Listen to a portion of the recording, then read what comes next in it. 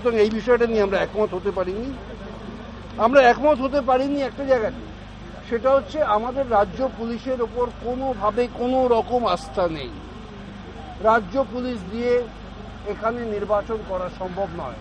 যে রাজ্য পুলিশকে আমরা টেবিলের তলায় ঢুকতে দেখেছি, যে রাজ্য পুলিশকে কোর্ট অর্ডার দেওয়া সত্ত্বেও কোনো একটি বিশেষ প্রতারককে, যেহেতু সে মাননীয় মুখ্যমন্ত্রী ঘনিষ্ঠ, তাকে অর্ডার দেওয়া সত্ত্বেও তাকে গ্রেপ্তার করা যায় না, সেই পুলিশের হাতে আর যাই হোক গণতান্ত্রিক কোনো ভোট পরিচালিত হতে পারে বলে আমরা বিশ্বাস করি না। এ বিষয়ে তৃণমূল কংগ্রেস ছাড়া বাকি সব দলগুলি একমত, এবং এই পরীক্ষা পাঠটার ব্যাপারেও সবাই একমত হয়েছি যে এদের হাতে কোনোভাবে রাজ্যে নির্বাচন হলে সে নির্বাচন আর যাই হোক গণতান্ত্রিক নির্বাচন হবে না।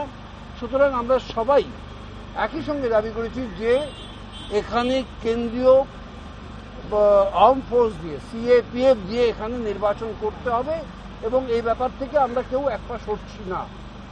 এইগুলো মোটামুটি হয়েছে। আর কয়েকটা ছোটোখাটো বিষয় হয়েছে যেগুলো প্রত্যেকবারই হয়ে থাকে, কিন্তু এখানে করেননি।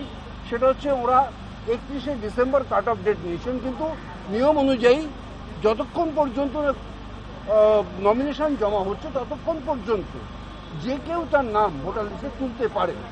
সেটা আমরা ইনপুট করতে বলেছি, সম্ভবত সেটা ইনকর্পোরেট হয়ে যাচ্ছে। দিন চলল, ওরা কিছু 12টা প্রস্তাব আমাদের সামনে তুলে ধরেছিলেন। সে 12টা প্রস্তাবের উপর বিভিন্ন রকম আলোচনা হয়েছে। মূলত আমরা যে বিষয়গুলো নিয়ে আমরা বিরোধিতা করেছি সেটা হচ্ছে 6টি পুরসভা, তাদের মেয়াদ ফুরিয়ে গেছে বিগত 30শে জুন। গত বছর 30শে জুন তাদের মেয়াদ ফুরিয়ে গেছে, তাদের নির্বাচন করা হচ্ছে না। অথচ যাদের মেয়াদ আগামী 30শে জুন পর্যন্ত রয়েছে তাদেরকে করার জন্য পরীক্ষার তারিখের মধ্যে নির্বাচন ফেলা হয়েছে। আপনারা জানেন যে কলকাতা পুরসভার নির্বাচন যে সময় ফেলা হয়েছে সেই সময় পয়লা বৈশাখ রয়েছে, সিবিএসই আইসিএসই পরীক্ষা রয়েছে, মাদ্রাসা বোর্ডের পরীক্ষা রয়েছে।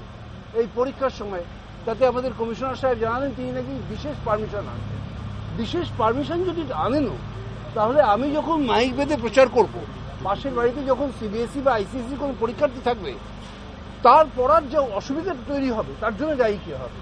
সুতরাং আমরা বারংবার বলেছি যে এই সূচিটা পিছিয়ে নেই, পিছিয়ে আপনি এপ্রিলের শেষ দিকে চলে যান যেখানে কোনো পরীক্ষার থাকবে না, এবং আমরা যথোপযুক্তভাবে প্রচার করার সুযোগটুকু পাবো। আপনারা জানেন যে মাননীয় হাইকোর্টের রায় অনুযায়ী কোনো পরীক্ষা চলাকালীন অবস্থায় সেই 15 দিন পর্যন্ত আগে থেকে এবং পরীক্ষা পর্যন্ত করা যায় না। সিবিএসই আইসিএসই এবং মাদ্রাসা বোর্ডের পরীক্ষা রয়েছে, এই সময় আমরা প্রচার করার যথেষ্ট সুযোগ পাবো না। তা সেক্ষেত্রে যদি তারা বিশেষ পারমিশন দিয়ে যদি আমাদের পারমিশন এনেও দেন, কিন্তু সেক্ষেত্রে বিপর্যস্ত হবে আমাদের বাড়ির ছেলেমেয়েরা, বিপর্যস্ত হবে যাদের পরীক্ষা থাকবে।